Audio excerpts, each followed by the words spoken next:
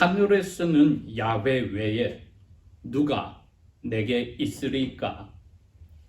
땅에서도 야훼 외에는 내가 사모할 자가 아무도 없나이다. 내 육체와 내 마음은 약해지오나 하나님은 내 마음의 힘이시요 영원한 나의 몫이 되시나이다. 보시옵소서. 이는 야훼를 멀리하는 자들은 멸망하리니 야훼께서는 야훼를 떠나 음행하는 자들을 모두 멸망시키셨나이다. 그러나 하나님을 가까이 하는 것이 내게 복된 것이니 내가 야훼 하나님을 나의 피난처로 삼고 야훼 모든 일들을 선포하리이다. 아멘. 저희들이 오랜만에 한 장 전체를 읽어보겠습니다. 이제 1절부터 24절까지 읽어봅니다. 아삽의 시. 진실로 하나님은 이스라엘에게 선하시오니 곧 깨끗한 마음을 가진 사람들에게니이다. 그러나 나로 말하면 나의 발은 거의 넘어질 뻔하였고 나의 발걸음들은 거의 미끄러졌으니 이는 내가 악한 자들의 잘된 것을 보았을 때 어리석은 자들을 시기하였기 때문이니이다. 그들은 죽을 때도 고통이 없고 그들의 힘은 강건하며 다른 사람들 같이 어려운 자리에 들어가지도 아니하며 다른 사람들 같이 그들의 악한 것들이 역병이 있지도 아니하기 때문이니이다. 그러므로 교만이 목걸이같이 그들의 목을 둘렀으며 폭력이 옷을 입음같이 그들을 덮었나이다. 그들의 눈은 기름져서 부풀어 올랐고 그들의 마음에 원하는 것보다 더 많이 가졌나이다. 그들은 마음이 부패하였고 박해에 관하여는 악하게 말하며 오만하게 전하고 그들의 입은 하늘들을 향해 있고 그들의 혀는 땅을 두루 다니나이다. 그러므로 하나님의 백성이 이곳으로 돌아와서 잔에 가득한 물들을 짜며 그들이 말하기를 하나님이 어떻게 아시겠느냐? 지극히 높으신 분께 지식이 있겠느냐 하나이다. 보옵소서. 그들은 경건치 아니한 자들이오나 세상에서 잘되며 그 재물이 늘어가나이다. 진실로 내가 내 마음을 깨끗하게 하고 죄를 짓지 않고 내 손을 씻은 것이 헛되나니 이는 내가 온종일 병에 걸려 있고 매일 아침 징벌을 받았기 때문이니이다. 보옵소서. 만일 내가 말하기를 내가 그렇게 말하리라 한다면 내가 야훼 자손의 세대에서 대적하여서 배반하였으리이다. 내가 이것을 알려고 생각해 본즉 그것이 내게 너무 심한 고통이 되었더니 내가 하나님의 성소 안으로 들어왔을 때야 비로소 그들의 마지막을 내가 깨달았나이다. 분명히 야훼께서는 그들을 미끄러운 곳들 가운데 두셨으며 야훼께서는 그들을 파멸에 던지셨나이다. 어찌하여 그들이 순식간에 황폐하게 되었나이까? 그들이 공포로 완전히 멸망되었나이다. 사람이 잠에서 깨어났을 때의 꿈을 잊어버린 것 같이 오 야훼, 야훼께서 깨시면 그들의 모습을 멸시하시리이다. 이와 같이 내 마음이 슬프고 내 속 중심이 찔렸나이다. 내가 같이 어리석고 무지하오니 야훼 앞에서 짐승과도 같았나이다. 그럼에도 불구하고 내가 항상 야훼와 함께 하오니 야훼께서 내 오른손을 붙드셨나이다. 야훼께서는 야훼 권고로 나를 인도하시며 후에는 나를 영광으로 영접하시리니. 이렇게 해서 아삽이라고 하는 이 오늘날로 치면은 교회 예배 시에 관현악단과 합창단을 이끄는 악장 되시는 분의 시편 이 기도를 저희들이 읽어보았습니다. 시편 자체가 우리는 경전으로 150개가 있는데 절반 이상은 다윗 왕이 쓰신 것이고 나머지는 무명이나 유명의 여러분들이 쓰는데 두 번째로 이 시를 많이 쓴 것이 바로 오늘 여기 아삽이라고 하는 분이 13개나 썼습니다. 아삽이라고 하는 분이 다윗 왕께서 실로의 천막 가운데 야훼의 언약궤가 있는 것을 그대로 둘 수가 없어서 자기가 사는 예루살렘으로 모셔오려고 했을 때에 자기 앞에 악기를 불고 찬송을 하게 하는 성가대와 관현악단을 두었습니다. 그것을 이끈 분이 바로 아삽입니다. 또 번갈아 가면서 그 악단과 찬양대를 이끄는 희만과 제두둔이라고 하는 다른 두 분이 있어서 이 세 사람이 다윗 왕과 그의 아들 솔로몬 때 성전을 짓기 전에는 텐트로 된 그 장막 태버네클에서 성전을 짓고 나서는 성전에서 하나님께 예물을 바칠 때 찬송을 악기와 음성으로 올리는 그 지도자의 역할을 하였습니다. 그런데 이분이 여기 73편부터 83편까지는 자기 자신도 이렇게 작사를 하여서 야훼께 다윗 왕이 제사할 때다 솔로몬 왕이 성전에서 제사할 때에도 악기와 함께 연주하고 노래를 부르는 것을 이끄는 지도자의 자리에 있었습니다. 그런데 73편은 이분 개개인의 삶을 잘 드러내고 있습니다. 저희들이 이 73편을 통하여 마지막에 이분이 그 신앙의 어려운 자리에서 벗어나서 한 고백을 보고 안심을 하게 됩니다. 그리고 저희들이 신앙생활을 하면서 이분과 같은 어려운 자리에 들어가는 경험이 있는 것은 하나님 앞에 감사할 일이기도 합니다. 물론 이분이 이러한 마음을 가지고 다윗 왕 앞에서 혹은 솔로몬 왕 앞에서 장막이나 성전에 들어가서 제사 때 노래를 이끌고 악기를 연주하는 것을 이끌었다고 생각하면 참으로 가슴이 아프지요. 겉으로는 찬송을 하고 악기를 다루지만 야훼께 희생 예물을 드릴 때 감사와 모든 영광을 돌리지만 속마음은 너무나 힘들었다는 것입니다. 그런데 이분이 고백을 했습니다. 15절에 하나님의 성소에 들어갈 때에 깨달았다.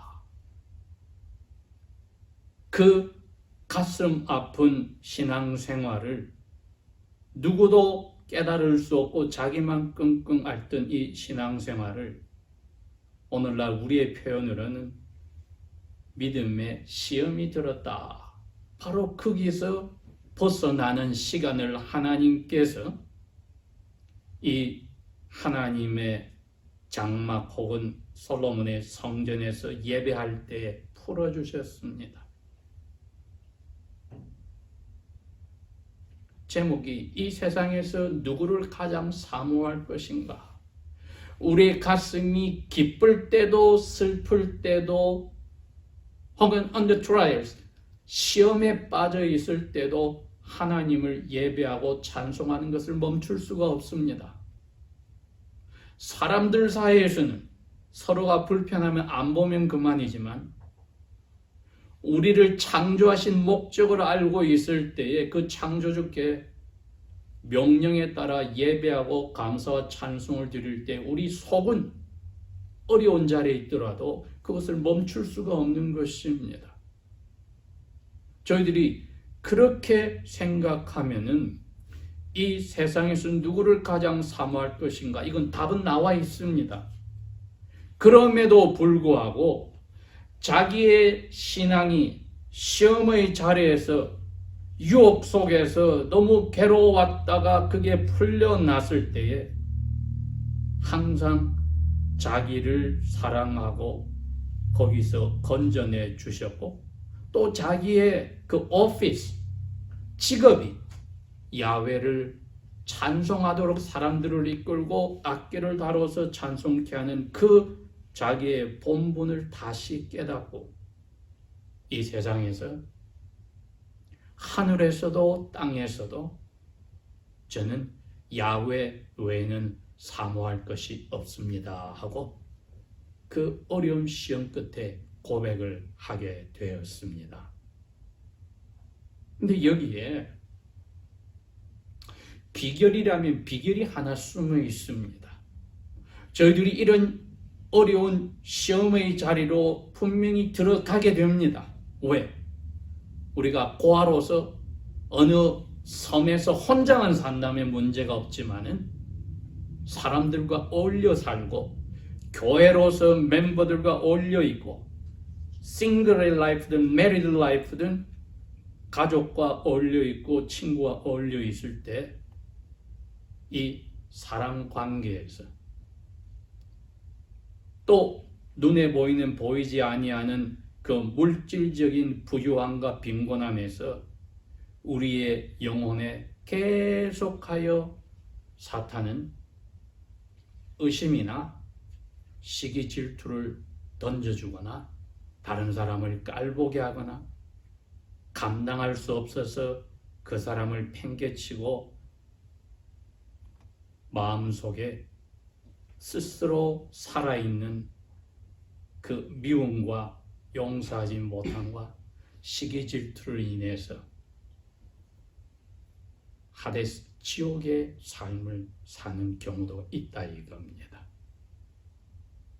그러니 벗어날 수가 없는데 야훼께서는 예수 그리스도를 통하여서 어떤 것이 멋진 참된 창조의 아름다운 모습을 피워나가는 사람의 모습인지 보여주셔서 우리에게 그분을 닮아가게 하니까 이러한 유혹들이 시험들이 올 때 거기서 벗어나서 더욱더 예수님을 닮아가게 하는 길을 보여주시는 겁니다. 그게 메시아 오시기 전에 이 아삽에게도 있었습니다. 이 고통이 있는 동안에는 이분의 신앙생활은 너무나 힘들었습니다. 겉으로는 다른 사람을 이끌어 악기와 찬송을 하나님께 드리지만 자기 속은 감당할 수 없었어요. 야훼 자체도 의지하고 100% 감사하고 따라갈 수 없으니 이처럼 억지 이 위선의 삶이 어디 있습니까? 많은 우리 신앙생활에 이럴 경우가 있더라 이겁니다. 부부 사이에서도 이런 일이 있더라 이겁니다. 교회에서 공동예배 속에서도 이런 일이 있더라 이겁니다. 가정에서 가정예배 속에서도 이런 일이 있더라 이겁니다. 개인이 혼자 독신의 신앙생활을 할 때도 그 영혼에서 이러한 시험의 고통이 있더라 이겁니다. 그때는 우리가 다시 생각해야 합니다. 이 세상에서 나는 누구를 가장 마음에 원하고 사랑하고 사모해야 할까? 이래야 우리를 예수 안에서 성령을 통해서 새로 만드신 아버지의 마음을 알고 그리스도로서 그리스도인으로서의 참된 창조 피조물로서 사람다운 사람의 삶을 살게 되는 겁니다. 그 외 모든 것은 야훼를 위해서 만들어지고 지어지고 우리에게 선물로 주어졌으니 우리가 그 유형의 무형의 물건이나 사람이나 그 무엇 때문에 야훼를 사랑하는 데서 미끄러져서는 안 되겠다. 이분이 그 미끄러질 자리에 갔다는 겁니다. 물론 예수님은 마태복음 5장에 원수를 사랑하라고 했습니다. 레위기에서도 똑같이 말을 합니다. 그리고 심지어는 원수의 소나 나귀가 구덩이에 빠져 있으면 건져주라고 합니다. 우리가 말하는 성경의 그 컨텍스트는 같은 이스라엘 백성 가운데를 이야기하는 것이고, 예수님 당시에는 같은 이스라엘의 신약 언약 백성들을 이야기합니다. 무슨 미국이 말하는 원수가 중공이나 러시아나, 한국으로 말하면 북쪽의 조폭무리인 김일성 일가나, 지금 그것을 원수로 이야기하는 게 아닙니다. 다윗 왕에게 사울이 원수였고, 자기를 배반한 도액이 원수였고, 21세기를 치면 그리스도인들 가운데 원수를 이야기하는 겁니다. 가장 가까운 사람이 발을 들어서 뒤꿈치를 들어서 자기를 해했다고 시편 기자는, 다윗은 메시아의 예언시에도 고백을 했습니다. 이 원수 같은 사람이 왜 잘 되냐 이겁니다. 나는 야훼의 말씀대로 살려고 레위 후손으로서 모든 것을 바쳐서 야훼를 찬송하고 악기를 다루는데 인생을 다 보내는데, 저 사람은 마치 야훼가 없는 것처럼 살면서 죽을 때도 편안히 죽고 재산은 늘어나고 역병이 플렉, 페스틸런스 병이 돌 때 나는 병이 걸렸는데 그 사람은 그 전염병도 피해가고 자손도 잘 되고, 이게 어떻게 된 거냐? 이스라엘 안에서 다윗 왕 때나 솔로몬 때 그것을 보았다는 것입니다. 그러니 야훼께서 과연 살아있다면 이게 어떻게 가능한 일이냐? 저처럼 뻔뻔한 야훼를 섬긴다고 하는 언약 백성을 어떻게 그대로 두시느냐? 내가 이거 혼자 잘 믿는다고 하는 거 이거 헛고생 아닌가?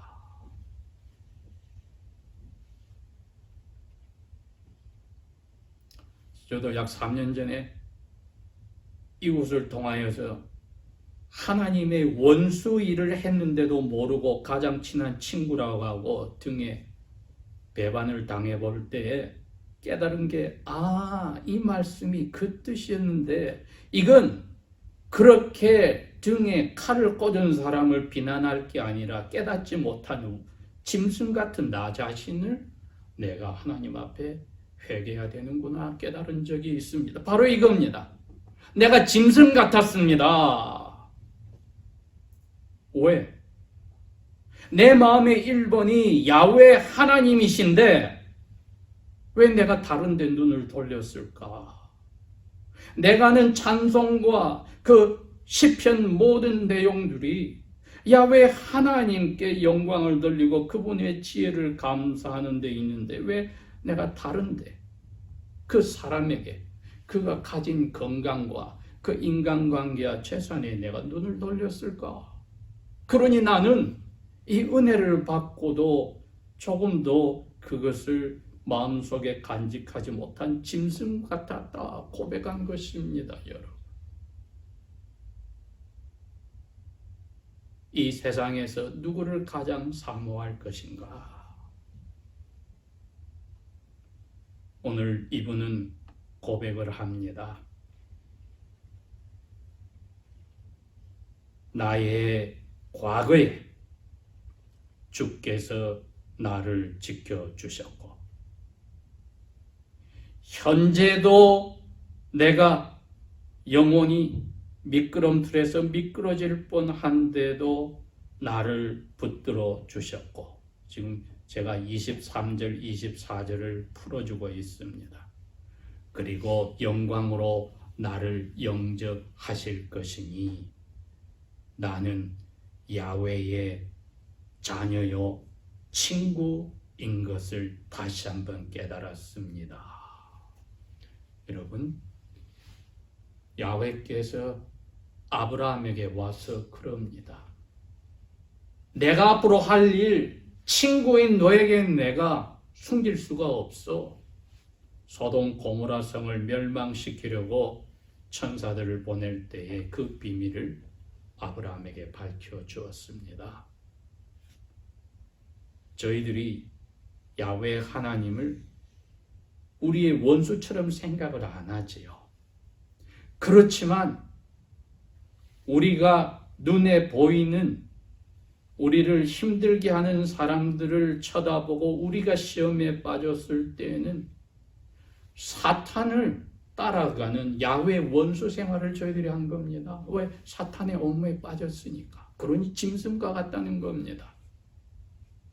영광으로 이끄실 야훼를 향해서 저희들이 보는 것은 아삽보다도 나아야 합니다. 왜? 이분은 메시아를 아직 만나지를 못했지만 저희들은 이미 오신 메시아를 알고 메시아 대신 그리스도 영이 우리의 삶 속에 존재하시기 때문에 저희들은 이렇게 고백해야 하는 겁니다. 무엇보다도 나의 친구 되시는 야훼 하나님을 저는 사모합니다. 이분이 28절에 이 세 가지를 고백했습니다. 가장 나의 가까운 친구 되시는 하나님이 저에게 복입니다. 누구를 사모한다고요? 야훼의 뜻에 따라 부부가 한 몸이라고 하였음에도 불구하고 그보다 더 가까운 분은 우리 영혼에 와 계시는 아버지와 아들이 성령으로 하여 우리 영혼 속에 집을 짓고 같이 거하시는 그 야훼가 우리의 가장 가까운 친구입니다, 여러분. 그 야훼를 친구로 우리가 의지하는 것이 나에게 복입니다. 첫 번째입니다. 그래야 실망하고 마음에 비통해지고 배반당한 기분일 때에도 이분이 성소에 가서 깨닫기 전까지 가졌던 그 시험 속에 저희들이 계속 머물지 않게 됩니다. 두 번째는 이렇게 나의 모든 시험과 다른 것에서 다 던져버리고 마치 벌거벗은 어린애처럼 태어나서 엄마 품에 안기듯이 야훼 하나님이 저의 숨을 피난처입니다. 나의 피난처 되시는 야훼 하나님만이 내가 하늘에서도 살아있는 동안에도 사모할 분입니다. 고백했습니다. 그리고 내가 이것을 깨달았다면 마지막으로는 이렇게 합니다. 이분의 하신 일을 나는 이제는 영혼의 시험 속에서 그대로 잊지 않고 사람들 앞에 고백하고 알리고 살겠습니다.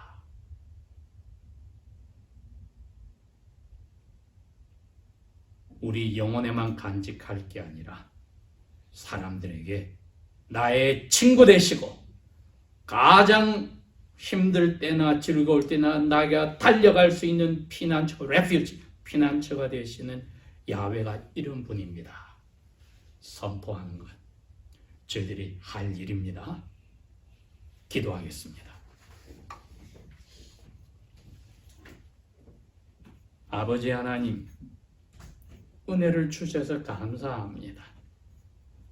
예수님께서 우리에게 와서 이 사랑과 친밀함을 허락하지 않는다면 우리가 누구에게도 눈을 돌릴 수 없고 마음을 돌릴 수 없음을 고백합니다. 주 예수께서 심판하러 오실 그날까지 혹은 저희들이 먼저 불려갈 때까지 이 마음이 예수께서 아버지를 향하여 날마다 자라나고 가까이 하셨듯이 저희들에게도 자라나고 가까이 하게 하소서. 예수님 이름으로 감사 기도합니다. 아멘.